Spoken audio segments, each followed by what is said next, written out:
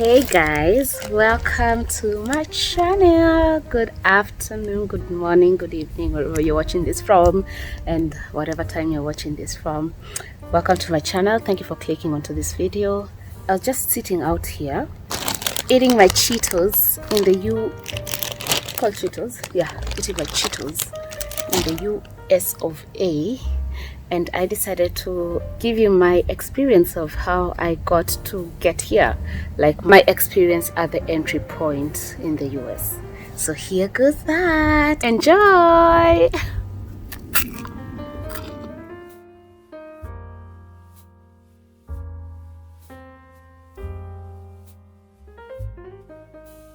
Yeah, so let me start this small vlog. Not vlog, but video. It's really just my experience of how I passed through the border and how I got my entry stamp kind of thing. There's no stamp.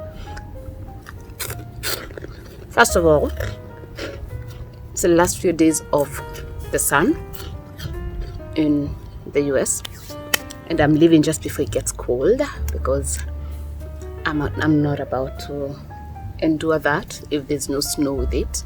It's still October. I came in September. I came on the last week of September. It is still autumn. I think autumn ends around this time. We're in October now. I was here for a month. I am here for a month. I'm still here. I will be leaving in a few days, so I decided, let me do this before I head home. I've been up and down, but today I got a chance to come and enjoy the sun and eat Cheetos.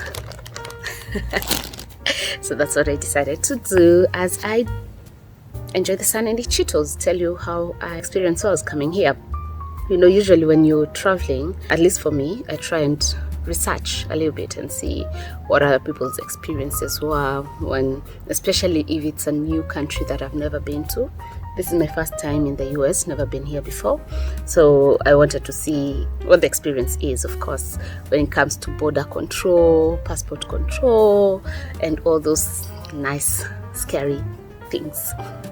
They're not scary, but a little bit intimidating, even for the well-traveled people. I wanted to do some research, wasn't able to get anything very informative out there, apart from what the government kind of has put out, which is pretty obvious. State what you said when you're applying for your visa, be truthful, make your information concur with what is in the system, things like that.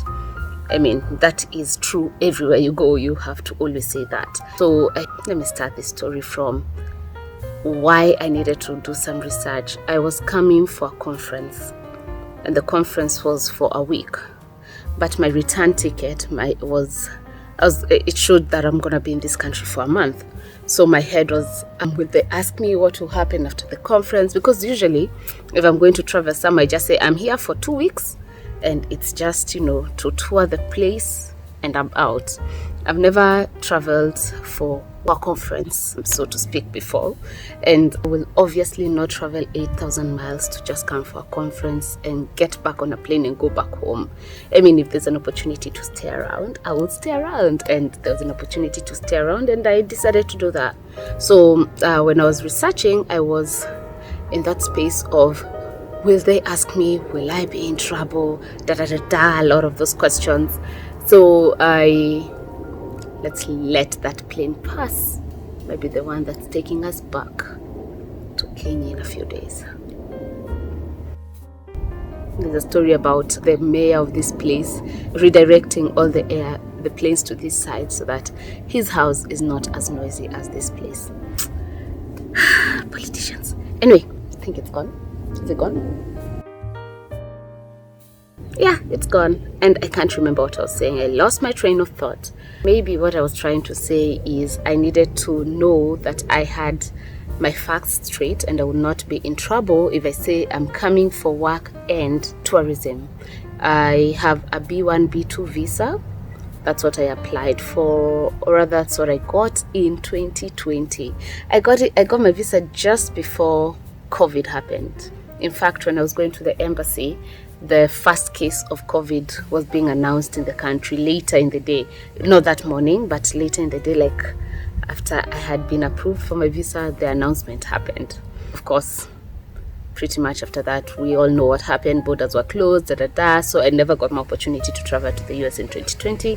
That was the initial plan. Things happened for a reason. God knew why I shouldn't have traveled that time. And it's good that I came this time. It is a very beautiful time to be here. I'm very happy, and my heart is in a very peaceful space this time. So I guess that's why this was a good time to come. I sidetracked, and that's how I give stories, and that's why I think I'm just not a good storyteller for YouTube. I'm a good storyteller to my friends though, because we now start piling stories and then we have to tell each other, so, like, pack that one and then let's go back to this one. Remember that one you packed? Let's talk about it. Again, I'm sidetracking. Focus, Grace. So anyway, I traveled from Nairobi to, I had a connection through Johannesburg to Atlanta, and then the conference was in Oklahoma. And then after Oklahoma City, I needed to come to Idaho because this was my state of choice for travel.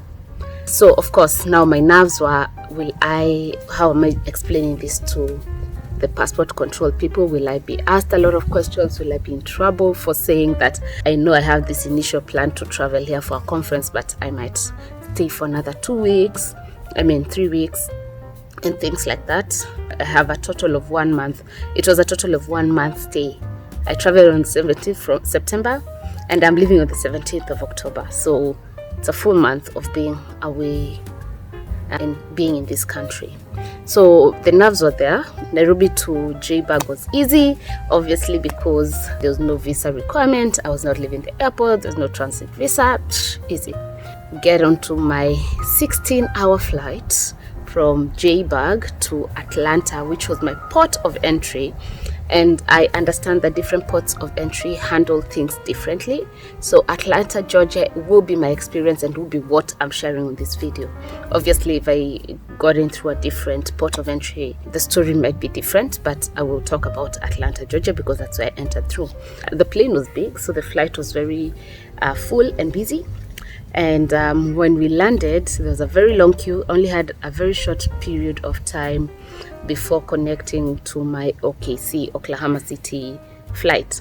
So obviously I was in my nerves. I don't think I recorded anything. I was just thinking, oh my God, this queue is so long, and those people are going to ask me so many questions about why am I here after the conference? Why am I here for this long? And the conference is this long, such things. And I wasn't in a space where I was very comfortable. But I mean, I knew my facts and I knew it's possible. But because I just don't know, I feel like it's just being human. Sometimes you're just in your nerves, even if you don't need to be. So anyway, I queue maybe 10-15 minutes. Finally make it to the front, go to this gentleman. He tells me to look at a camera, scans it without looking at my passport, calls my name, and I'm like, is that me? Are you talking to? Oh, it's me. They already have my name and my details on their system. Wow. First of all, just because of my picture. First of all, in 2020, I did not look like this. I shed like, I think, 20 kilos. But it's interesting that the facial recognition system can appreciate whatever you look like at whatever period of time. So anyway, he recognizes me and says, "Hi Grace, how are you?" And of course, I'm always pleasant. It was morning, the flight. First of all, in the flight, they didn't give us food. Apparently there was turbulence and it was not safe for the people to serve us food, so we starved. I'm being dramatic, we didn't starve. We had eaten throughout the night, 16 hours, we had eaten a lot. So yeah, but we didn't get breakfast. So anyway, good morning, hi, how are you? We small talk over here, and then he asks what is my final destination. I say Oklahoma City at this juncture. And then he looks at the system and asks, "Are you not going to Idaho?" I'm like, "Yeah, I am definitely going to Idaho. I want to see the mountains and Yellowstone." Of course, I had done some research, so I knew what I was saying when it comes to why I'm going to this other city. So I said I'm going to see the mountains and hot springs and bisons, but first I'll see the city of the bisons, which is Oklahoma City, because I think that's their whatever animal, state animal, I don't even know what they call it. So yeah, so small talk here and there, acting like I know my things. And then he was like, okay, that's okay. He did something on the system and then asked me, do you have any questions for me? And I'm like, no, I don't have any questions for you. And he did even stamp my passport and they say, okay, you can go, safe travels, thanks. Now here is where the confusion or the questions come in, because now I'm in a space of okay, thank you. First of all, of course, I have read that with a visitor's visa, B1, B2, you can only be here for 6 months in a year. So 180 days in a year, depending. You can decide to do it all at once, or you can decide to do it in bits and pieces, but you can only be in the country for a total of 180 days in a year. Now the thing is, I don't know what a year is. Is it January to December? Is it a financial year? Is it, I don't know those details, but I guess when I need to figure it out, I'll figure it out. For now, I didn't really care because I knew I was going to be here for only a month. So yeah, he tells me to go, and I go. And I go to my conference, and when I'm there, I meet a few other Kenyans because it was a conference, international conference, and someone asked me, because again, this is my first time in the US, he didn't tell me anything. At the back of my mind, I know I can be here for 160 days, 180 days, but that's all I know. But the passport control people can decide to give you 2 weeks, can decide to give you 1 week, and you need to leave the country. If you don't, you have overstayed your visa, and that is a problem because you don't want to overstay your visa, because the next time you come in, you will not get a granted entry. Another plane. So I am asked, we are sitting chit-chatting, and I think she asks, how long were you given to stay in the country?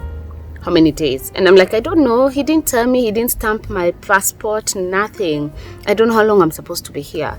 But I'm here for a month. I'm assuming that he knew that and gave me just that.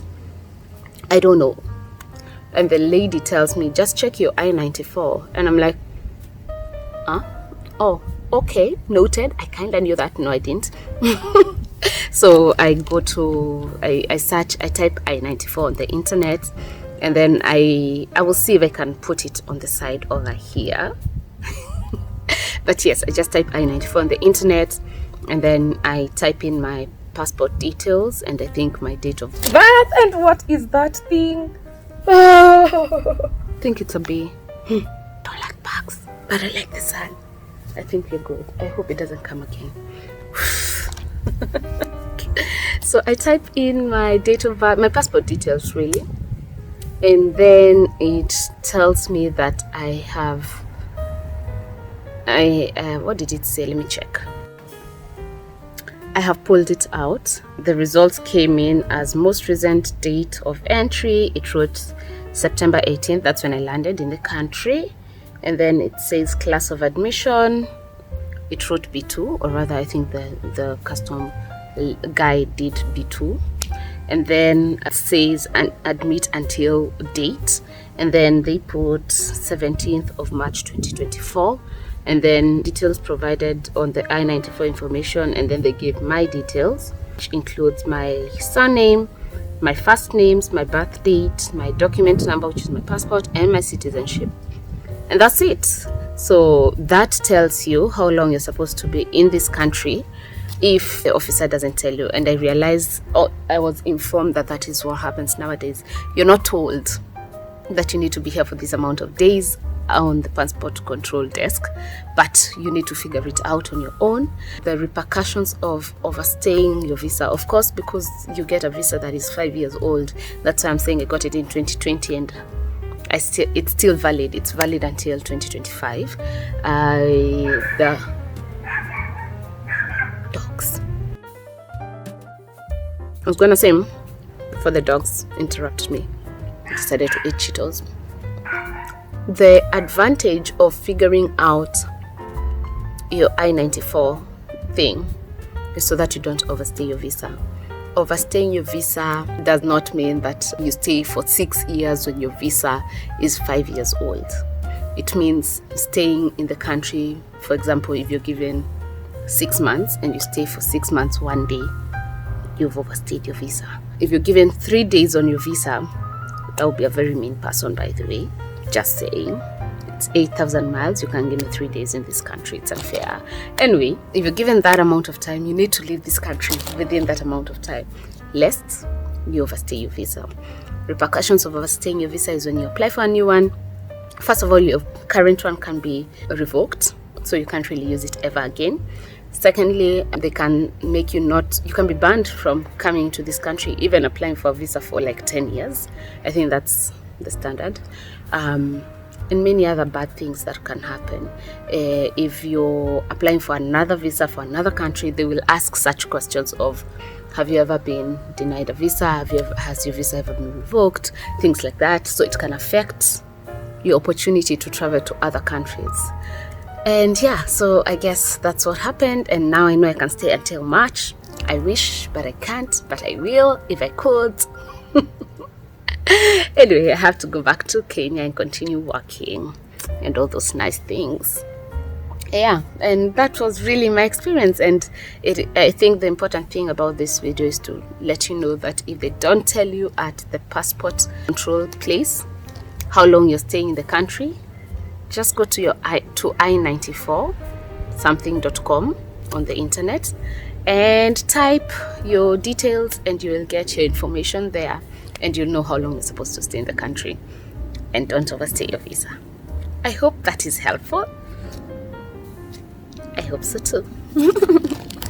Now let me continue eating my Cheetos.